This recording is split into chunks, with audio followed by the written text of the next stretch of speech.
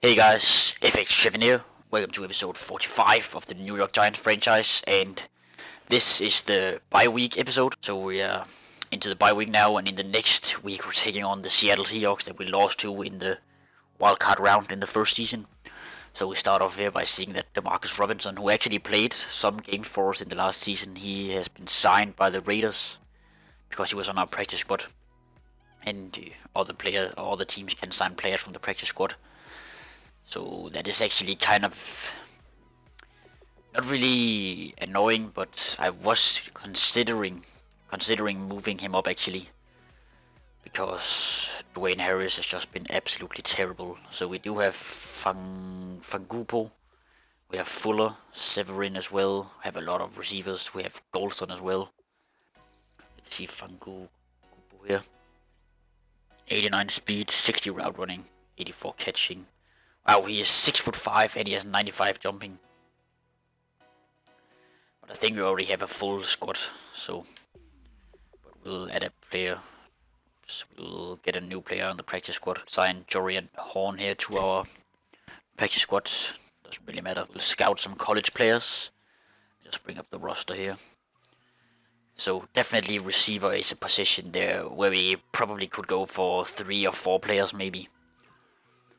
Because first off, we're gonna lose Landry. We will not be able to resign him, so he's gone. Shepard stays. Dwayne Harris, I don't really know what his contract situation is. And Roger Lewis will also, but he's just not very good. So we definitely need a couple of receivers. So for example, BJ White, he looks decent. Sometimes there are some good players down here towards the bottom. I'm trying to see if I can find some good ones, but this is very expensive in scout points. So we'll just quickly check it. Oh, B+. Oh. Just try Branch Rock here. B. Oh, we don't have any more scout points, so it is very expensive in scout points, this strategy, but sometimes you find a really good player there at the bottom. Let's just acknowledge this. Remove so it goes away. So I'll definitely upgrade these players here, especially make it 4.4k XP. But I'll probably do that off screen. It's gonna take very long time to do it on screen here. So I think we could check out the stats from around the league. Actually, we'll just check our division first. So we see here the Cowboys are sitting at 6-1, at leading the division. They're actually the best team in the league. The Cowboys, Jaguars, and Packers are all 6-1. So let's go to the NFC North. Oh, not the NFC North, sorry, NFC East. My bad. I was just thinking about the Packers there. So 6-1 here. The Cowboys are leading our division. We're 6-2, the 5th best in the league. That's really good. Then the Eagles 2-6 and the Redskins 1-6. So it definitely looks like it's going to be between the Cowboys and the Giants, unless Eagles decide to win 4 or 5 in a row, which could happen obviously. The Cowboys on a 4-game winning streak. They have 5 home wins, 1 road win, 1 road loss as well. 2-0 in the division. The Giants 2-1 in the division. NFC wins. They have 6 NFC wins. It's pretty interesting.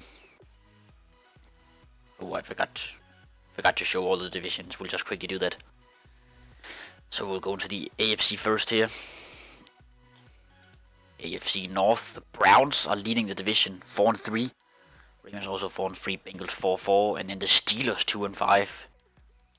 Interesting. AFC South, the Jaguars sitting at 6-1, 6-4-3, Titans 3-5, and the Colts 2-6. AFC East, the Patriots are 4-3, the Bills are 4-3, Dolphins 2-5, and the Jets 1-6. AFC West, the Chiefs are leading. They're 6-2, just like us. The Raiders are 4-2-1 actually. The Chargers are 4-3-1 as well, and then the Broncos are sitting at 2-5. Not a good season for them. NFC North, we see the Packers are sitting at 6-1. The Lions 5-2, Vikings 4-3. Actually a really good division here, and then the Bears are 2-5. Top 3 teams inside the top 15. That's very impressive. NFC South, both the Panthers and the Saints are sitting at 6-2. The Falcons are 3-5, and the Buccaneers are 1-6. NFC East, that's our division. We have looked at that. NFC West, the Seahawks are leaning at 5-2. The Rams and the Cardinals are both 3-4, and then the 49ers are 1-6. Got their only victory against us. Against the Giants, that still annoys me. Then our total NFL. So who's the worst team? Oh, that's Redskins. Yeah, 4 teams are 1-6. So we'll check out the player stats here from around the league. See, Eli had 11 touchdowns, 9 picks. Oh, Westlake 5 touchdowns, 12 interceptions. That is just not good. So let's check the NFL stats here. NFL here is, so it's yards, Drew Brees is leading, Andy Dalton second, Matt Ryan, Bortles, Andrew Luck, Stafford, Rivers, Rodgers, touchdowns, Drew Brees, 19-2, Drew Brees. Oh my goodness. I think we actually got his first interception. He had no interceptions when he came into our game, I'm pretty sure. Dalton is 16-4, Rodgers 16-6, Bortles 15. Very good stats here. Tyrod Taylor, 12 touchdowns. Brock Osweiler is actually doing really well at the Texans. Rushing stats here. 2 touchdowns for Jamal Charles. 7 for Alfred Blue. Paul Perkins has 7 as well. And TJ Yeldon also has 7. Dean Lewin 6. Malik McGill, rookie from the Packers, is doing really well. 6 touchdowns. Who leads in fumbles? Charles Sims the third with 3. DeMarco Murray 3. A lot of players have 3. Drew Brees, Brock Osweiler both on 3. Kirk Cousins has 3.